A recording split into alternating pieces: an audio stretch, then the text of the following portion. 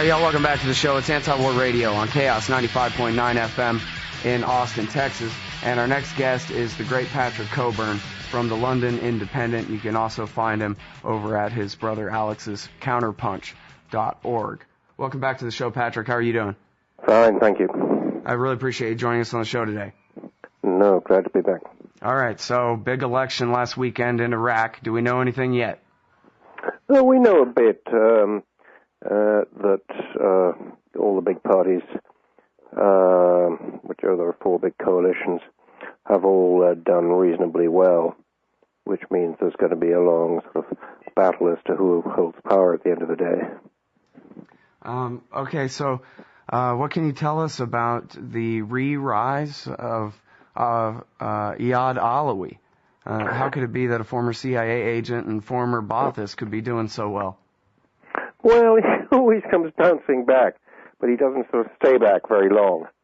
And he's done sort of reasonably this time, but usually the sort of press coverage of his campaign creates sort of big expectations for him that aren't really fulfilled, and that happened in the last election in 2005, and it seems to have happened again.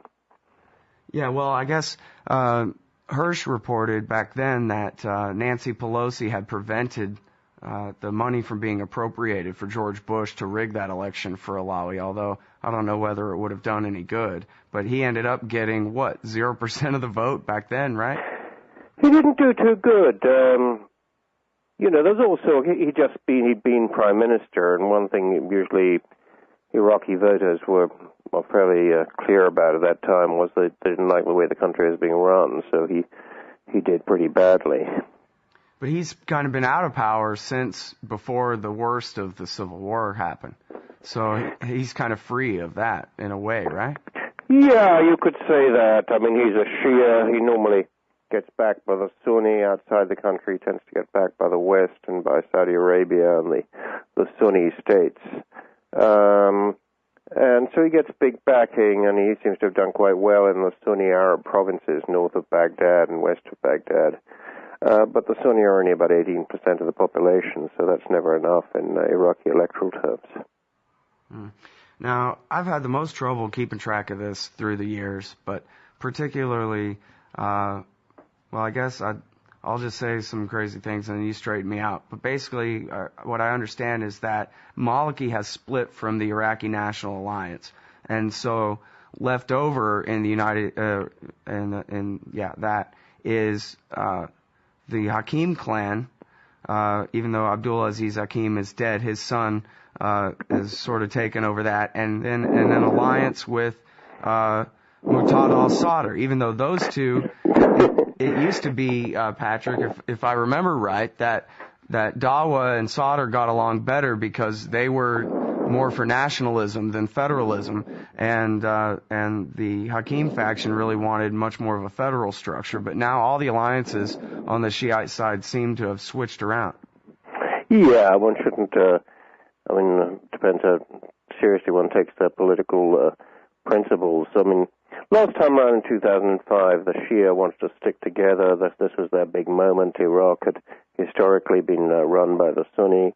The Shia Arabs had been marginalized, kept away from political power. So the 2005 election was their big chance. So they stuck together, had this big Shia coalition, which was they had the sort of main Shia religious leaders, notably the Grand Ayatollah Ali al-Sistani, saying everybody should vote and vote for them. So that did pretty well. Now, this time somewhat later, Maliki becomes prime minister, but he quarrels with his old backers, called the Supreme Council for Islamic Revolution in Iraq and the followers of Muqtada al-Sadr. Maliki also controlled the government, and then politically that's really important in Iraq because the government has $60 billion a year in oil revenues. It controls a lot of jobs, a lot of patronage. You don't get a job in Iraq even as a village school teacher or a chief executive of the oil company without the backing of the ruling party. but this time around Maliki is split with a lot of his old allies. They've sort of got together in their own alliance, which is basically a sort of get rid of Maliki alliance. And then you have Iyad Alawi as well, and then you have the Kurds. You have sort of four coalitions vying for power there. Mm-hmm. Now, yesterday I interviewed Rayed Jarrar from the blog Rayed in the Middle, and he's an Iraqi, and I forget which parent is which, but he's half Sunni and half Shia, and he really objected to any characterization of pretty much any part of the history of this war since 2003 as being fights between Shias and Sunnis. It's always about the politics only of nationalists versus federalists and Baathists and this and that, but he really objected to any characterization of any of this as actually sectarian war or violence. Iraqis, I think I like that. Frankly, I think it's a kind of self-deception. You know, you talk to a Shia and they say, oh no, I don't have a sectarian bone in my body, my cousin is a Sunni and so forth, and then you start mentioning specific Sunni leaders, and they say, oh, that guy's a Baathist, he should be in jail. And similarly with the Sunni, if you, they'll say I'm non-sectarian, but then you start mentioning specific Shia, and they said, oh, they're all Iranian agents. So you do have an Iraqi nationalism with a sort of Shia flavor, and Iraqi nationalism with a Sunni flavor, but they're very different. Lots of Iraqis say it isn't sectarian. When you actually get to the guts of Iraqi politics, it's all to do with which community you belong to. So let me ask you this. This is something else that I talked about with him. He said that really in the so-called awakening movement, really no one switched sides at all. What happened was different groups of Sunnis made a deal with Petraeus and perhaps fought against the resistance and tried to prevent attacks against Americans or something, but that it wasn't that anyone who'd actually been part of the resistance had made the deal, which it may just be, from my technical understanding of history here, I'm not sure if there's a point to it. Oh, yeah, I mean, the guys who had been shooting Americans then allied themselves with Americans. You know, I sort of know some of these people, not all of them, but an awful lot of them, No, but there was also differences, particularly in Anbar province and the western provinces between Al-Qaeda, wholly fanatical, authoritarian, very cruel, trying to sort of take over the whole shop, drive the tribal leaders out of power, overplaying their hand. And what also happened was, with this Sunni-Shia split is that the Sunni were being sort of driven out of Baghdad. Most of these, there are 2 million Iraqi refugees in Syria and Jordan, and in Jordan certainly, possibly in Syria, they're predominantly Sunni. So, sectarianism does play a big role in Iraqi politics. All right, now, let me ask you about Ahmed Chalabi. In one of your pieces here for Counterpunch or The Independent, I forget which, you talk about how it was really Chalabi who was the deal maker that brought the Supreme Islamic Council together with the Sadrists? That's right, yeah. And this happened in, I think, May last year, that both, for their different reasons, were outs with Maliki. Muqtada had been in Iran for several years. They both wanted to come back. They probably weren't strong enough to come back individually. So Chalabi put together a deal backed by the Iranians. Now, at one time, they were saying to Maliki, join us, so we'll have a sort of our Shia coalition together. But Maliki wanted to be guaranteed that he was going to stay prime minister. And they wouldn't, since the whole point of this coalition was to get rid of him, they wouldn't guarantee that, which is one reason he wasn't a member of it. Mm-hmm. Now, one thing that's been clear all along is that the Iraqi people want us out, but as we've talked about over the past year especially, you've said that now all the politics is dependent, anyone who wants power, their power is dependent on them swearing that they're kicking us out, that I guess the American footprint there is not the heaviest one anymore. I wouldn't say all Iraqis are like that. I'd say, for instance, the Kurds want the Americans to stay, but first of all, Kurdistan has never been occupied, and they're sort of, think they're allied to the Americans. The Sunni are kind of divided on it. In theory, they want the Americans out, but they're frightened of the Shia. The Shia, having gained power, They sort of, in some ways, they sort of try and manipulate the Americans, but overall they don't want to share power with them. Now, how distinct are these different groups, well, the Kurds aside for the moment, but between the Sunni and the Shia Arabs, how mixed were their populations across the country, say, before and after? I mean, I guess, obviously, there would be predominantly Shia majorities in Najaf and Basra, and it'd be more Sunnis in Anbar, but what about Baghdad? How mixed was it back then? How mixed is it now? It had a Shia majority. Particularly, a lot of the Shia are in this great sort of slum, Sadr city. Saddam tried to sort of keep the Shia numbers down there. But, maybe they were 65, 70%, 65%, let's say, before 2006. Then you had this sort of very bloody sectarian civil war with at its worst, 3,000 people a month being killed, often with sort of savagely tortured. And you had a big sort of flight of people out of the city. Shia tended to flee within Iraq. Sunni tended to leave the country because they had no safe place to go. These days, I'd say Baghdad is about 85% Shia. This is a big demographic change. This sort of changed the politics of Iraq. Well, and you've told me before that you think that the war is pretty much over and is probably going to stay over because the Sunnis lost. They certainly lost Baghdad. Does the Iraqi army, does Maliki's Iraqi army have a total monopoly of force in Anbar, for example? Not quite, because, even Saddam never had a monopoly of force, because, most Iraqis are armed, So, potentially, let's say if the army carried out a massacre tomorrow in Anbar, then, all the young men would go and get their guns, and would go out and fight, would fight very hard. But, that hasn't happened yet. But there's always that potential in Iraq. Well, the militias have sort of lost power for the moment. Militias were powerful because when, just after the invasion, the army had been dissolved, people wanted militias to defend their area. But now the army and police are much bigger, so the militias don't play the same role. Well, now, so if, it is a parliamentary system, so nobody's just going to win here. It's all a contest for who can put together a government. If it's Maliki or if it's Alawi or if you have other examples of who has a possibility of actually becoming prime minister, are they still each in the position where all their support depends on kicking America out? Because you understand, it's my only hope for America actually having to leave that place, is that they will, all the politicians there are in a position where they cannot stand for it at all. Well, it depends which politicians, but the most powerful politicians, there's an agreement. There's the Status of Forces Agreement, which is, works very much like a treaty, which the U.S. gets out by the end of 2011. And Obama wants, combat troops to be out by August, and it looks as though that's going to happen. You have this rather weird thing at the moment of this sort of think tanks in Washington saying, and people writing op-eds in the New York Times saying we should stay longer. But this, as if this was something to just be sort of decided in Washington, but it isn't.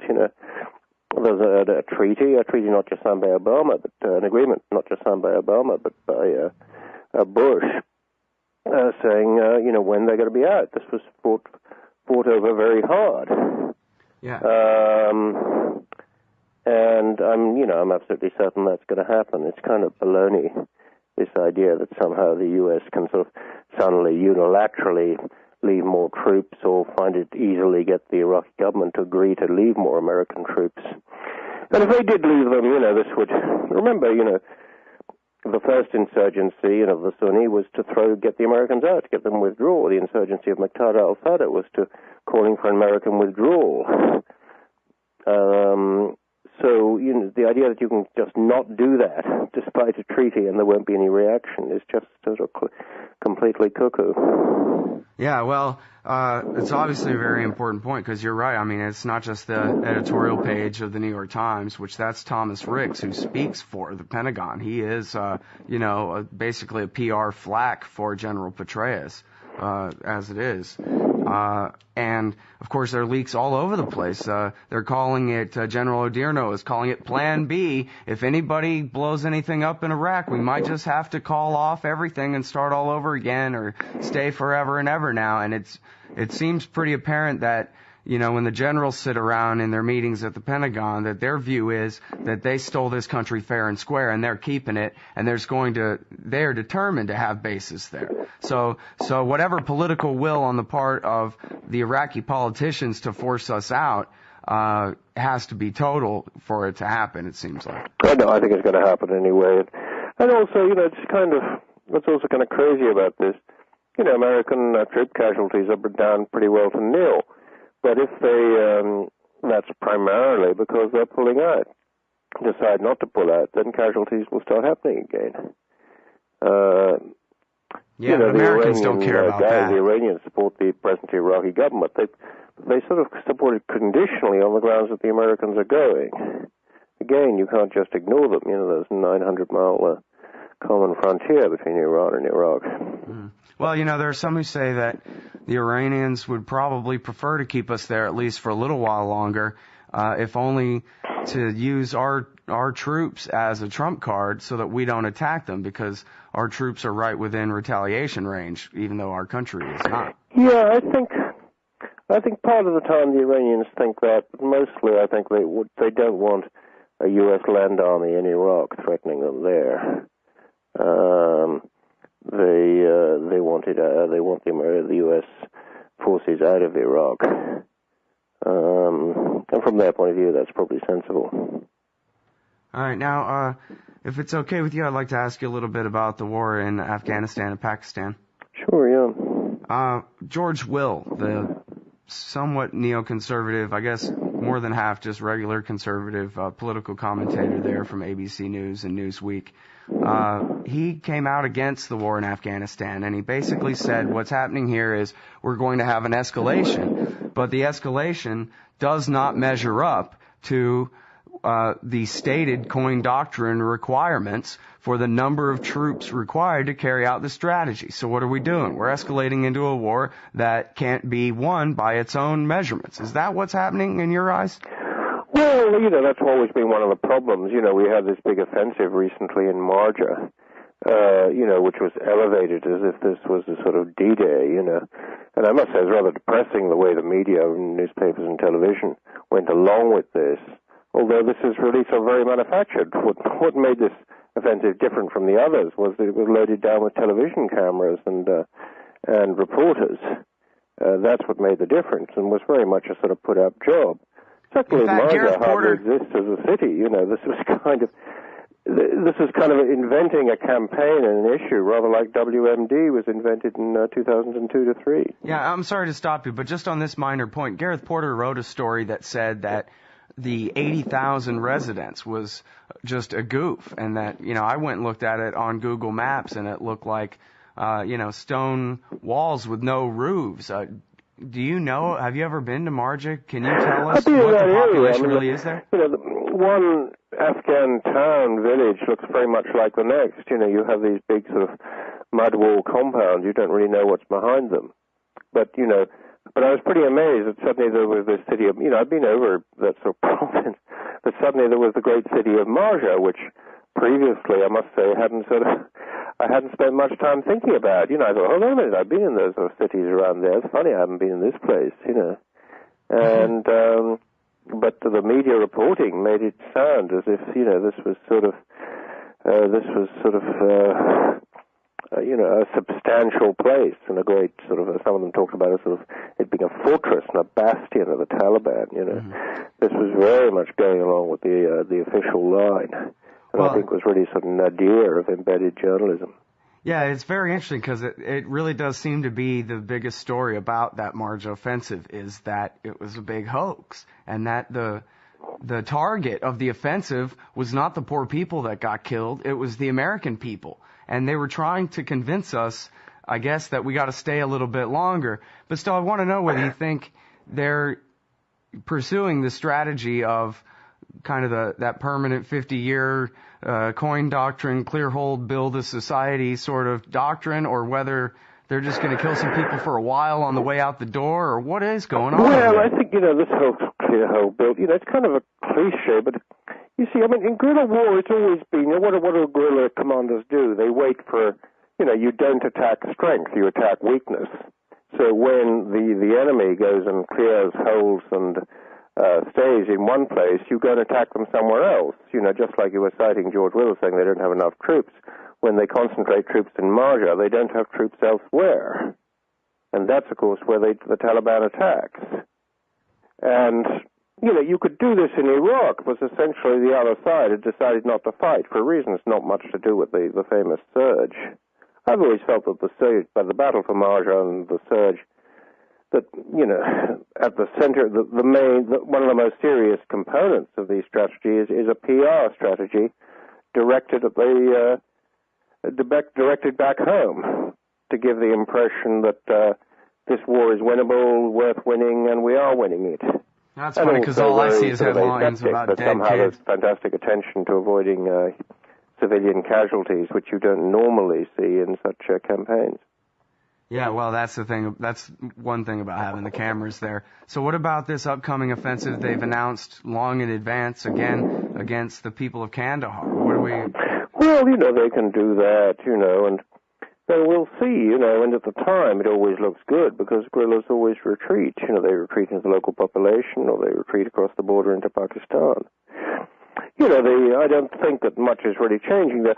What it may have changed and to the advantage of the U.S. is that the Pakistani government seems to be acting against the Taliban leadership within Pakistan. That's quite serious for the Taliban, but it's a bit unclear whether Pakistan has really changed its stance there. That sort of really does count.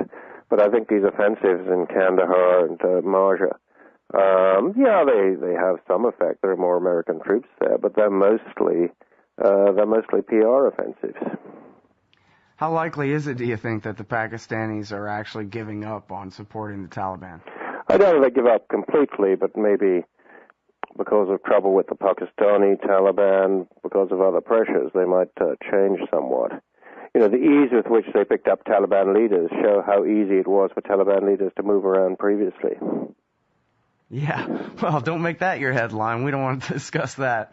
Well, and the thing is, though, that the Karzai government that America has installed in Afghanistan is really friendly with the Indians, and I know at least the Bush administration did their best to encourage that. But from the Pakistani government's point of view, they have to support the Taliban in order to prevent the Indians from having control over the country to their back.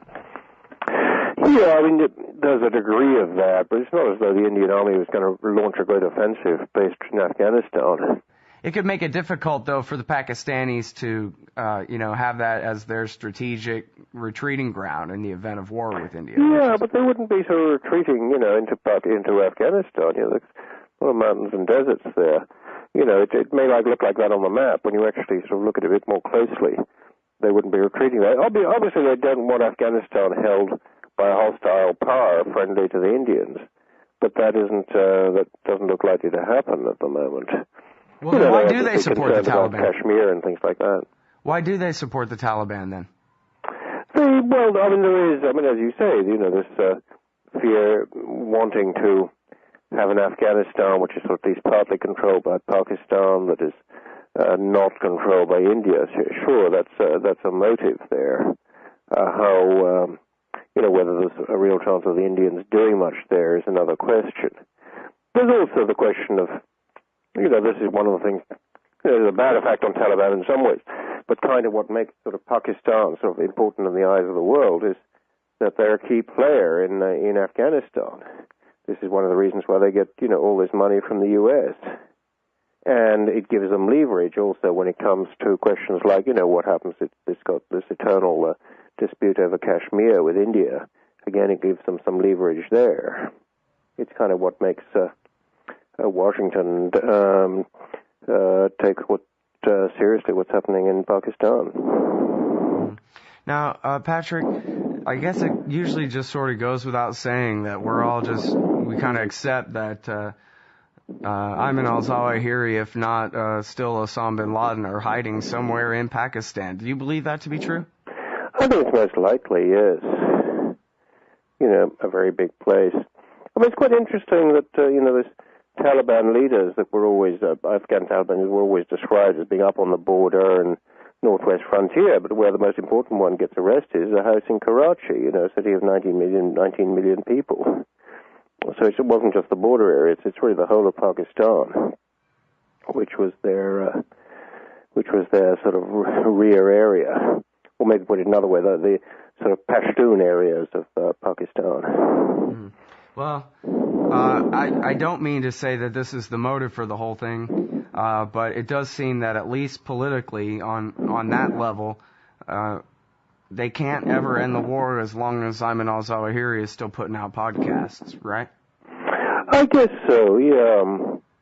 You know, we'll see what happens in the war in Afghanistan. I mean, is the U.S. really going to start withdrawing next year? You know, it seems to me pretty unlikely. Also, what will be the reaction to extra sort of U.S. troops? Previously, Afghans always saying to me, you know, more foreign troops, you know, more violence. Doesn't mean they support the Taliban. They just think there'll be more fighting to no particular end.